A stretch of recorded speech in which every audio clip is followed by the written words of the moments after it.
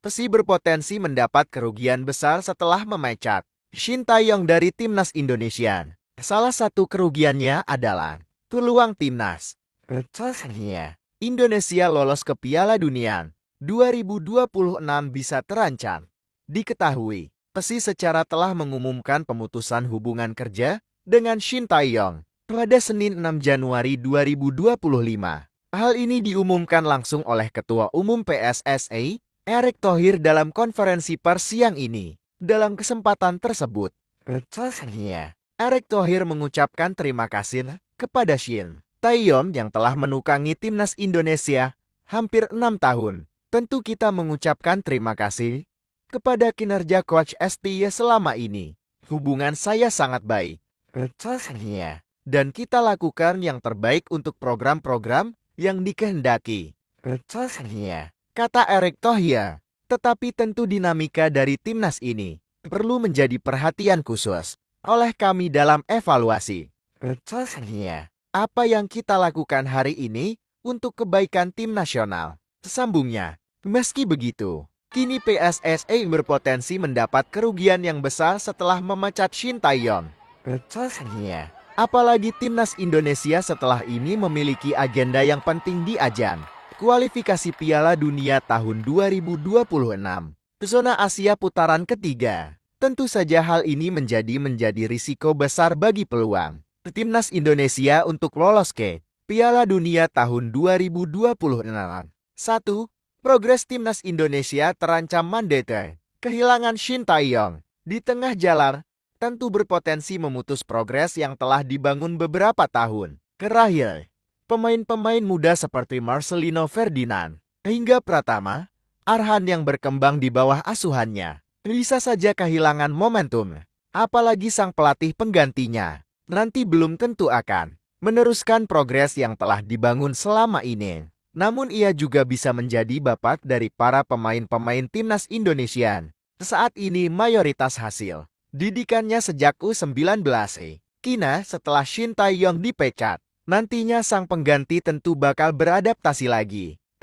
Belum lagi timnas Indonesia saat ini dihuni banyak beberapa pemain abroad yang membuat pelatih baru akan kesulitan mengenal mereka lebih dalam. 2. Merusak harmonisasi skuad timnas Indonesia. Shin Tae-yong tidak hanya seorang pelatih biasa. Ia berani memutus generasi timnas Indonesia yang dihuni oleh pemain-pemain muda. Hal itu terbukti dengan kedekatannya dengan para pemain. Sebab para binaannya di timnas Indonesia membutuhkan waktu untuk adaptasi menemukan koneksi dengan pemain. Diketahui Shin Tae-yong datang di Indonesia. Kala itu langsung melakukan perombakan besar-besaran. 3. Ambruk seperti Arab Saudi dan Vietnam. Setelah memecat Shin Tae-yong, kini PSSI harus bersiap jika nantinya timnas Indonesia bakal keputusan memecat pelatih di tengah jalan nyatanya tidak selalu membawa hasil positif. Hal itu terbukti dari Arab Saudi yang memecat Roberto Mancini beberapa waktu lalu. Bernasib seperti Arab Saudi dan Vietnam, pergantian pelatih Arab Saudi yang kini dipegang oleh Herve Renard nyatanya tak langsung berbuah instan. Selain Arab Saudi yang tak kunjung membaik di kualifikasi Piala Dunia tahun 2026, terbaru mereka juga terseok-seok dan gagal lolos ke semifinal Piala Teluk tahun 2024. Hal serupa juga terjadi pada Vietnam saat masa transisi dari Philippe Troussier ke Kim Sang-sik. Terbukti Vietnam membutuhkan waktu untuk dapat nyetel dengan Kim Sang-sik saat ini. 4. Perjudian lolos ke Piala Dunia tahun 2026. Timnas Indonesia kini berada di tengah jalan menuju Piala Dunia tahun 2026. Garuda memiliki 4 pertandingan sisa di ajang kualifikasi Piala Dunia tahun 2026, zona Asia putaran ketiga. Keempat laga itu yakni melawan Australia, Bahrain, Cina, dan Jepang.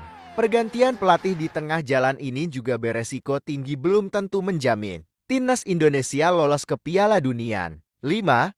Pesangon besar, beberapa waktu lalu, PSSI baru saja mendapat perpanjang kontrak dari PSSI hingga Juni tahun 2027 mendatang.